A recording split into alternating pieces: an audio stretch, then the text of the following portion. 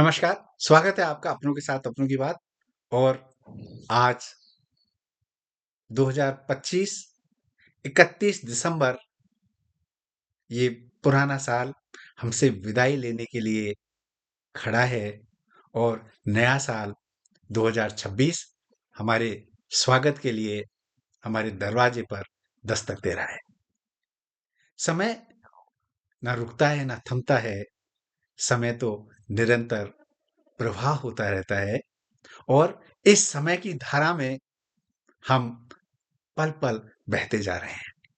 2025 में क्या खोया, क्या पाया, इसका मूल्यांकन, self analysis, self inspection, introspection और सेल्फ एनालिसिस बहुत ज़रूरी है, क्योंकि जीवन में आगे बढ़ने के लिए गलतियों से सीखना, सबक लेना, बीते हुए कल को आने वाले सुनहरे कल में बदलना, ये भी बुद्धिमानी होती है।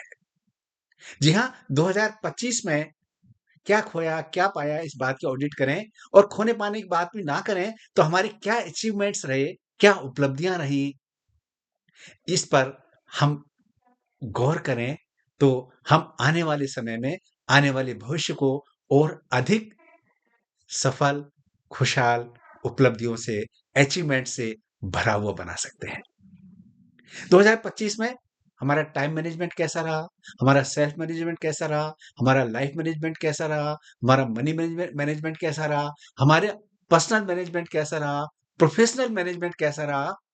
इन सब पर आपको कुछ समय निकाल कर अपने जीवन का पूरे एनालिसिस के लिए कुछ समय निकालिए और इन पॉइंट्स पर गौर करेंगे, क्योंकि बीता हुआ कल आने वाले कल का मिरर आईना होता है। और जब इस मिरर में आप देखेंगे, तो आपको पता लगेगा 2025 में मैंने जो रिज़ोल्यूशन लिए थे, जो टारगेट्स बनाए, जो प्लानिंग की, उसमें कितने हम सफल हुए और अगर फेल्योर हुए, तो उसके कारण क्या है?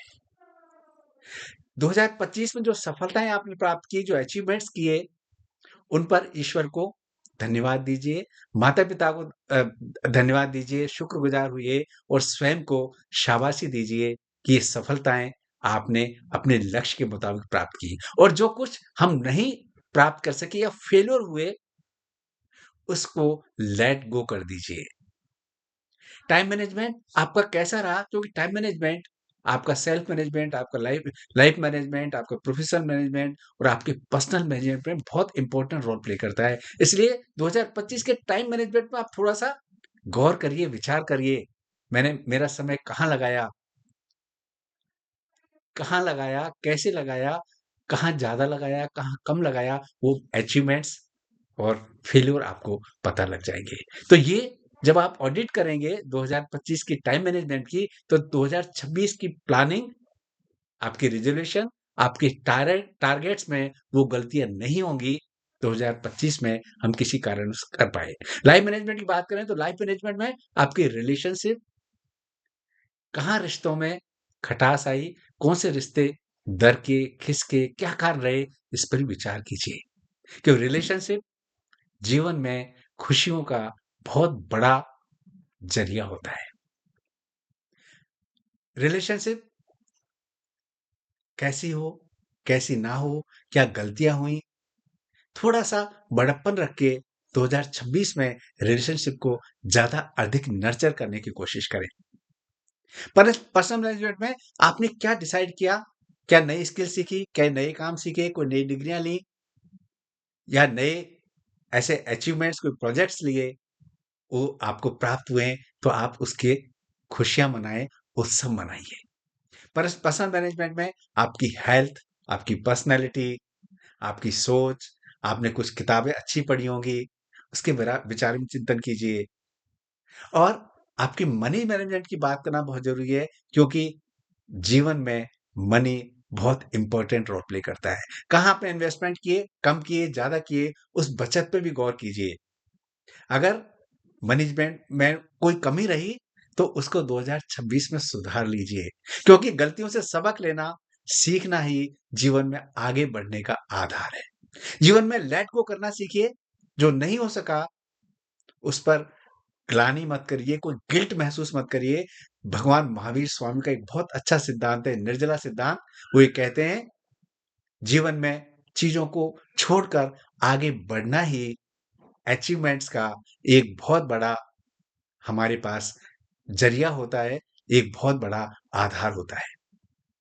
जैसे पेड़ सूखे पत्ते गिराकर नए हरे पत्ते कोपलें आती हैं, ऐसे ही जीवन में जो कुछ नहीं हो सका, जो खराब हुआ, जो नेगेटिव है, जो नेगेटिविटी है, उसको छोड़ते जाइए और जीवन में आगे बढ़ते जाइए। 2026 के लिए नई प्लानिंग करें, नए टारगेट डिसाइड करें। जो कुछ गलतियाँ हुई, उनसे सबक सीख के उनको ना दोहराएँ, तो जीवन उपलब्धियों से, अचीवमेंट से, खुशियों से, आनंद से, अच्छे रिलेशनशिप से गुलजार हो जाएगा। इसलिए 2025 की ऑडिट अवश्य करिए और जो उपलब्धियाँ हैं, उनका उत्सव मनाइए।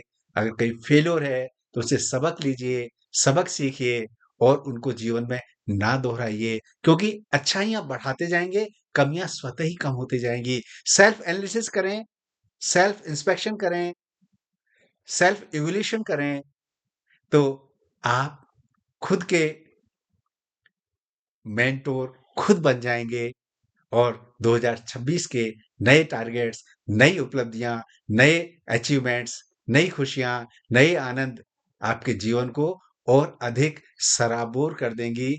खुशियों से, आनंद से, सफलताओं से, उपलब्धियों से ईश्वर का धन्यवाद करें। माता-पिताओं के साथ रहें, सेवा करें। जीवन में ये आगे बढ़ाने के लिए, आगे बढ़ने के लिए बहुत बड़ा एक ज़रिया है, संदेश है, आधार है। अपनाएँ, अपनों के साथ रहें, खुशियों के साथ रहें। 2026 आपके लिए बहुत शुभ हो। इन्हीं शुभकामनाओं के साथ नमस्कार, जय हिंद।